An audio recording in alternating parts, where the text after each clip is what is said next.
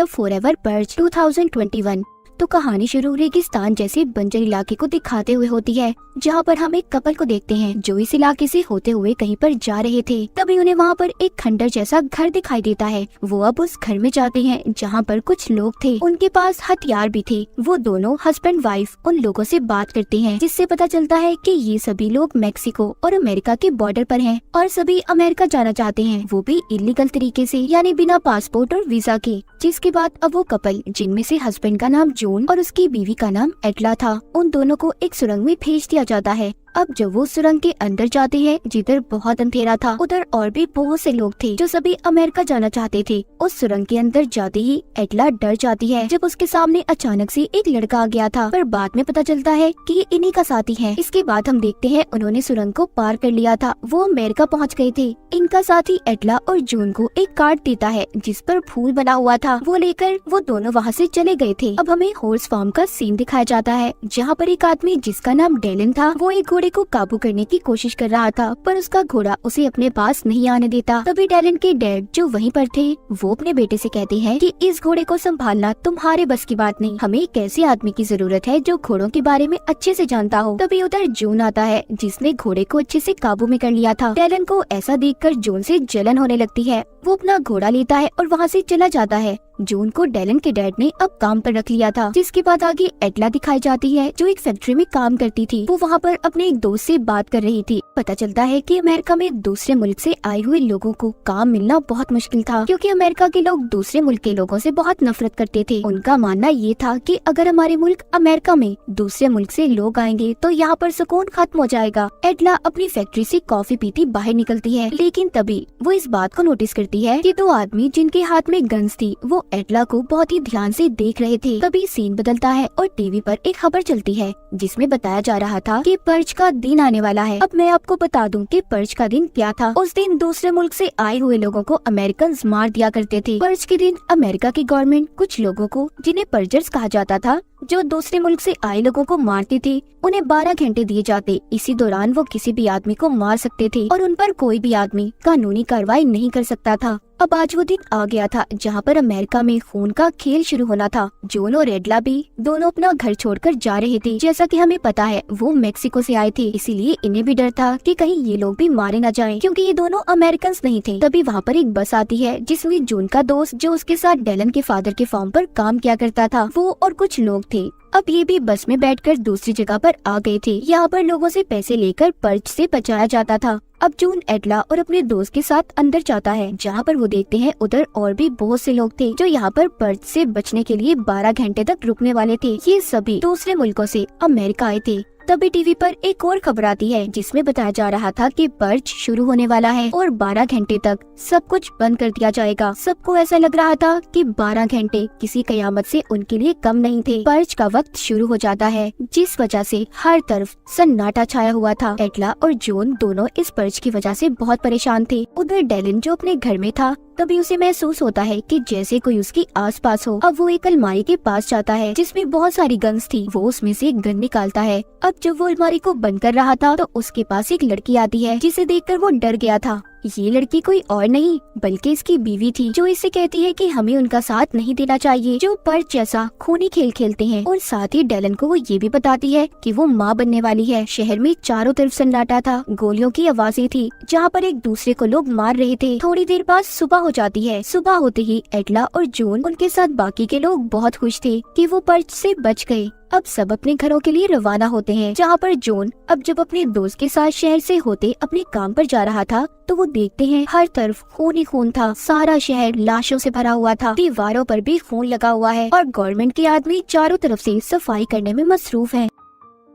एटला भी अपनी फैक्ट्री में आ जाती है, पर वहाँ भी अभी तक कोई भी नहीं आया था। उधर डेलन भी अपने फार्म के दरवाजे खोलता है। तभी अचानक से उसके सामने एक आदमी आया था, जो दिखने में काफी खौफनाक लग रहा था। तभी उसके सामने 4 और लोग आते हैं, जिन्होंने चारों तरफ से डेलन को घेर लिया था। वो उन्हें देखकर काफी परेशान हो जाता है। एटला को देखते हैं, जो एक पिंजरे में बंद बकरी को खोल रही थी। अचानक से वो खुद ही उस पिंजरे में फंस गई थी। वहाँ पर भी कुछ लोग आ गए थे, जिन्होंने खरगोश जैसे मास्क पहने हुए थे। वो एटला को मारने वाले थे। तभी उधर उसका दोस्त आ जाता है, जो उसके साथ काम किया करता था। वो एटला को उनसे छुड़वाता है। अब ये दोनों मिलकर उनका मुकाबला करते हैं। दरअसल ये लोग जो एटला को मारने आए थे ये सभी पर्जर्स थे जो अभी भी लोगों को मारने का काम कर रहे थे, पर एटला और उसका दोस्त उन्हें मार देते हैं। तभी उधर पुलिस भी आ गई थी जो दोनों को पकड़ लेती है क्योंकि अब पर्ज का वक्त भी खत्म हो गया था। उधर डेलन के फॉर्म में जो लोग आए थे वो भी पर्जर्स थे। उन्होंने डेलन की पूरी फैमिली को बांध दिया था क्योंकि उनका कहना ये था कि डेलन और उसके डैड दूसरे मुल्कों से आए हुए लोगों को काम पर रखते हैं। जब उन्होंने डेलन के डैड के सर पर गन रखी थी और उसकी बहन को भी मार रहे थे, तभी उधर जॉन और उसका दोस्त आते हैं जो इनके फॉर्म पर ही काम किया करते थे। वो आकर उन लोगों पर गोलियां चलाने लगते हैं। अब उन पर्जर्स में से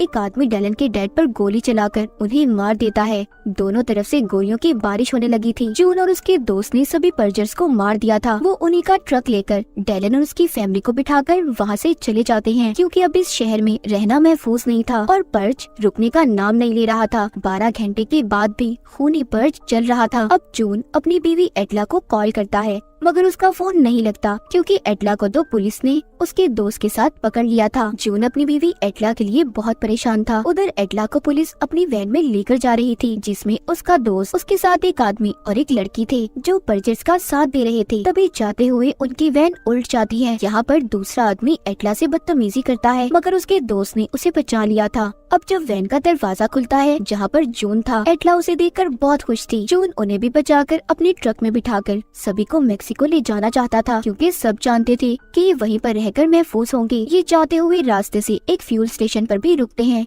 और वहाँ से अपना कुछ जरूरत का सामान लेते हैं। जून सबसे ये कह रहा था कि ये जगह उनके लिए महफूज नहीं है क्योंकि ये शहर के नजदीक है और यहाँ पर कुछ भी हो सकता है, इसीलिए हमें जल्दी यहाँ से निकलना होगा। तभी ये सब रेडियो पर खबर सुनते हैं कि हर तरफ शहर में पर्ज फैला हुआ है, लोग एक दूसरे को मार काट रहे हैं और ये खूनी खेल रुकने का नाम नहीं ले रहा। इसीलिए दूसरे मुल्कों ने अपने बॉर्डर को 6 घंटों तक खोलने का फैसला किया है ताकि जो भी दूसरे मुल्कों से अमेरिका गए हैं वो वापस अपने मुल्क में आ जाए, जिससे उनकी जान बच सकती है। पर मेक्सिको का बॉर्डर बहुत दूर था, लेकिन अब इनके पास कोई और रास्ता भी नहीं था कि ये पर्ज से बच सके। इसलिए ये सभी अपने ट्रक में बैठकर मेक्सिको के लिए रवाना हो जाते हैं। जब ये अंधेरे में अपने ट्रक को ले जा रहे थे तो इनके पीछे कुछ बाइक्स लग जाती हैं जो पर्जर सीखी थी। वो इनके ट्रक के पास आकर गोलियां चलाने लगते हैं। ये सभी डर गए थे क्योंकि इनके पास मुकाबले के लिए कोई हथियार नहीं था। डेलन की बहन उनको वहाँ पर एक झंडा दिखाती है जो पर्जर्स का ही था। इसका मतलब कि ये भी उन्हीं की तरह है, इसीलिए वो लोग झंडे को देखकर वापस चले गए थे। आगे ये लोग अब एक शहर में पहुंचते हैं जहाँ पर चारों तरफ गोलियां चल रही थी। अब वो लोग अपने ट्रक से निकलकर आगे बढ़ते हैं। हर तरफ लाशें पड़ी हुई थी मगर तभी उन्हें कुछ लोगों ने पकड़ लिया था। वो सभी पर्जर्स ही थे। तभी वहाँ पर पुलिस आ गई थी जो सब पर गोलियां चलाने लगती है। इसी बात का फायदा उठाकर जून एटला के साथ ही वहाँ से बचकर निकल जाते हैं मगर एटला और डेलन की बीवी अपने ग्रुप से अलग हो गई थी।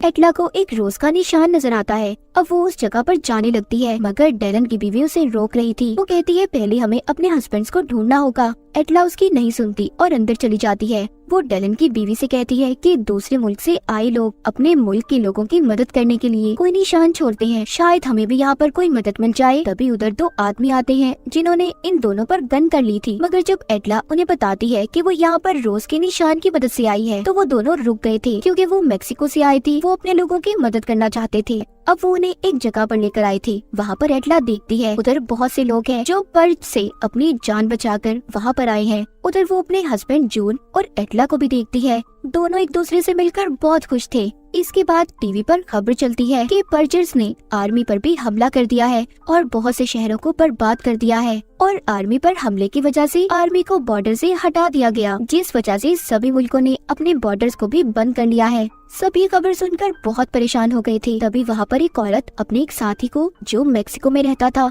उसे कॉल करती है ताकि वो आकर उनकी जान बचा सके। अब जब सभी वहाँ से जाने वाले थे तभी उधर एक गाड़ी आकर रुकती है जिसमें वही आदमी था जिसको उस औरत ने मदद के लिए बुलाया था। अब वो सभी उसकी गाड़ी में बैठकर वहाँ से जाने लगते हैं मगर तभी इस बात की खबर पर्जर्स के लीडर को भी हो गई थी। अब वो सभी गाड़ी में एक सुनसान रास्ते से जा रहे थे। अब जब डेलन अपनी गाड़ी से पीछे देखता है तो उसे कुछ गाड़ियाँ आती दिखाई दे रही थी। वो गाड़ियाँ भी पर्जर्स की थी मगर वो अब मेक्सिको के बॉर्डर तक पहुँच गए थे, इससे आगे गाड़ी नहीं जा सकती थी। ये लोग गाड़ी से उतरकर आगे बढ़ते हैं। उधर इन्हें कुछ लोग मिलते हैं जो मैक्सिकन्स थे। कुछ लोग पैदल चलकर आगे जा रहे थे मगर जून और एटला के साथ कुछ साथी रुक जाते हैं। वो उन पर्जर्स का मुकाबला करने वाले थे ताकि वो इन्हें इधर ही खत्म कर सकें। तभी उधर गोलियों की बारिश होने लगती है। इस लड़ाई में जून और एटला के साथियों की गोलियां खत्म हो गई थी। तभी ये सब वहाँ पर एक घर में छुप गए थे, मगर उधर भी पर्चर्स आ जाते हैं जो जून को मारने वाले थे और एटला को बेहोश कर देते हैं। मगर जल्दी उसे होश आ जाता है और जो लोग जून को मार रहे थे उन्हें गोली से वो मार देती है। सबको मारकर ये लोग बॉर्डर तक जाने वाले थे, मगर तभी पर्चर्स का लीडर एटला को पकड़ लेता है और उसे अपने साथियों को मदद के लिए बुलाने का कहता है,